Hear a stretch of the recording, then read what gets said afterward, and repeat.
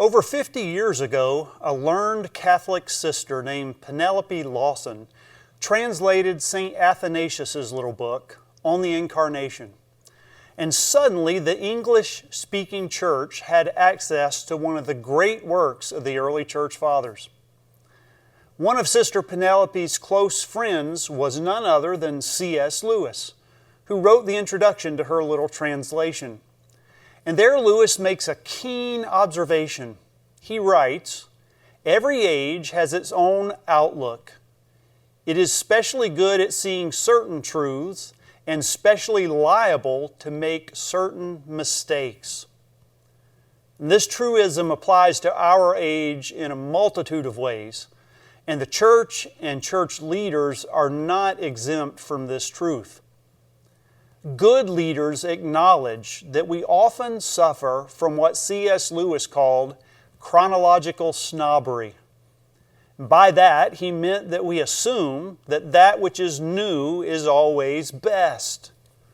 In modern culture, we are fascinated with the latest and the greatest. Os Guinness goes a step further even, arguing that the modern world has a bias for change. He writes, "Any kind of change is enough to qualify as progress. We can discount any talk of criteria with which to evaluate the change. Is the change for the better or the worse? That's irrelevant. All that matters is change. Progress is change and change is progress, and that's the end of it." Well, I fear that the church sometimes buys into this modern presumption as well. We assume that changing the order of service, or changing from Sunday school to small groups, or changing from traditional to contemporary, or from contemporary to liturgical worship, or changing from pews to movable chairs will somehow make people better followers of Jesus. We imagine that if we want to disciple people more effectively, we must purchase the latest discipleship program marketed by the trending megachurch, simply because it's the latest program. Lewis, I think, was right. We sometimes suffer from chronological snobbery. Now, I want to learn from the latest research and trends, but I want to avoid the modern trap of presuming that what is old is deficient and what is new is by default better. N.T. Wright put it well. He asked, "Are we such rampant Western individualists that we cannot learn in humility from those who came before us?"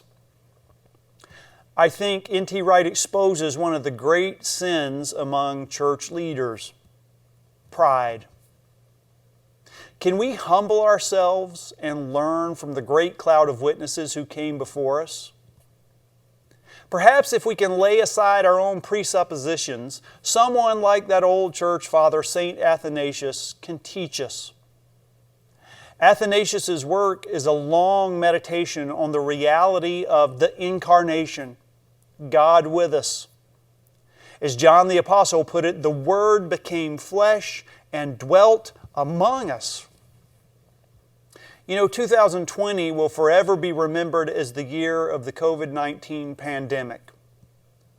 But I will also remember it as the year that the implications of the Incarnation became very real to me. In the days of social distancing, we have rediscovered the importance of physical presence. That, after all, is why the Word became flesh and dwelt among us. When the pandemic began, many church leaders rightly used technology to bring their congregations together. And what a gift! For a season, we were enamored with the tech, and we embraced the notion that virtual outreach and virtual services were the wave of the future. At the university where I teach, we had to switch from fully face-to-face in-person classes to some virtual online instruction and videos. But it didn't take long in the churches and at universities for the phrase Zoom fatigue to enter our collective vocabulary. Many of my students just loathe virtual classes. They miss the real physical interaction with faculty and their peers.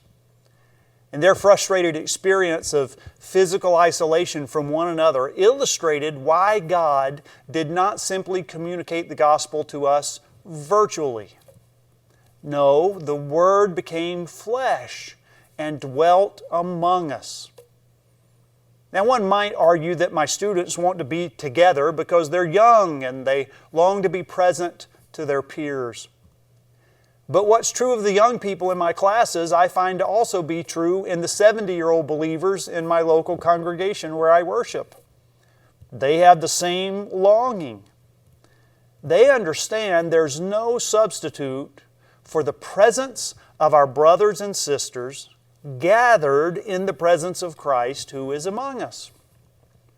And what my students realize and the senior citizens in my congregations realize, and St. Athanasius realized, and John the Apostle himself realized, could be easily missed by we leaders in the church who sometimes fall under the spell of the latest and the greatest.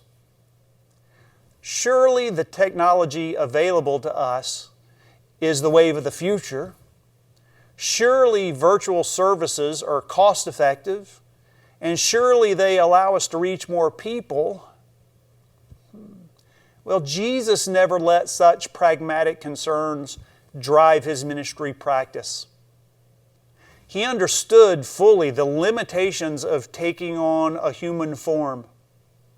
His presence would be confined to a very small area for a very brief time and connect with very few people. And yet He chose this way because He understood that physical presence is not a luxury, but rather deeply intertwined with the way God has created humankind.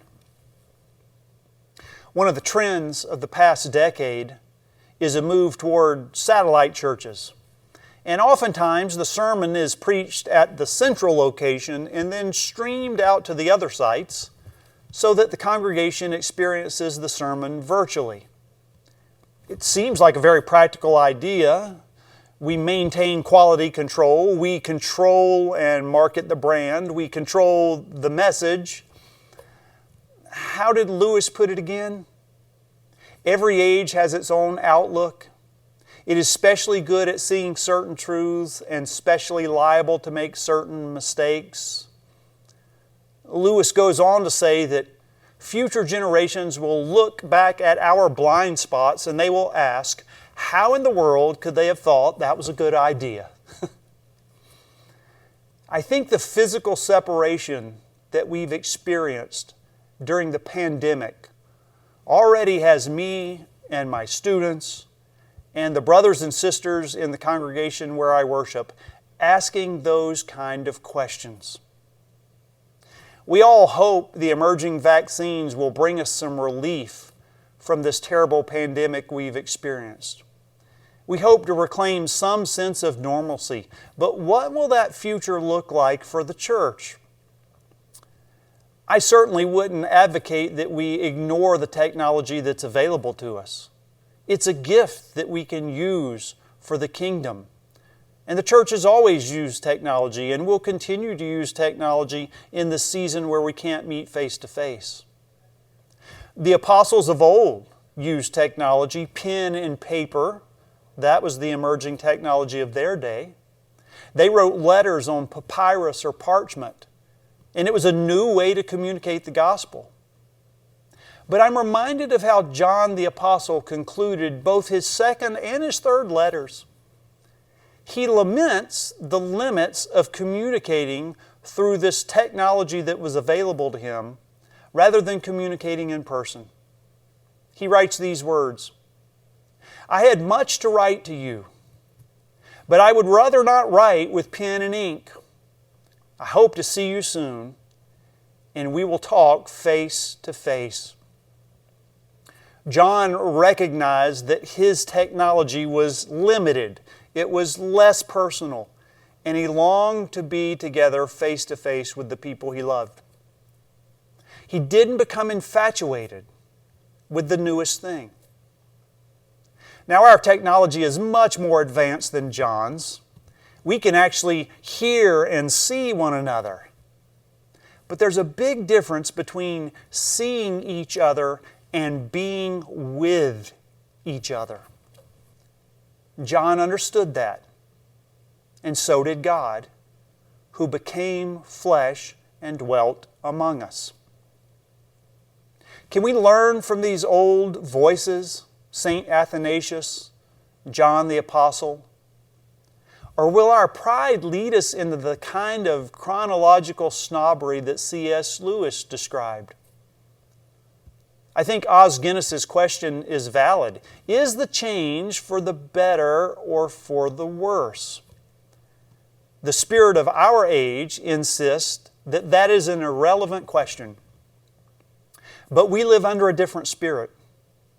And now more than ever, the church needs to rediscover and reaffirm the doctrine of the Incarnation and to live by the implications of that truth. Now more than ever, the church can set itself apart as the ones who practice and model what we all intuitively know, that God designed us for community and that life together in Christ is the life God intended for us to experience. I pray that God will help every Christian leader to step back from the trends of the day and reflect on the timeless truths that direct our faith. I pray that God will expose our own internal motivations that might attract us to less personal and more controlled ways of doing church. May we become more like our Savior, who, being in very nature God, did not consider equality with God something to be used to His own advantage. Rather, He made Himself nothing by taking the very nature of a servant, and being made in human likeness, and being found in appearance as a man, He humbled Himself. May it be so with us.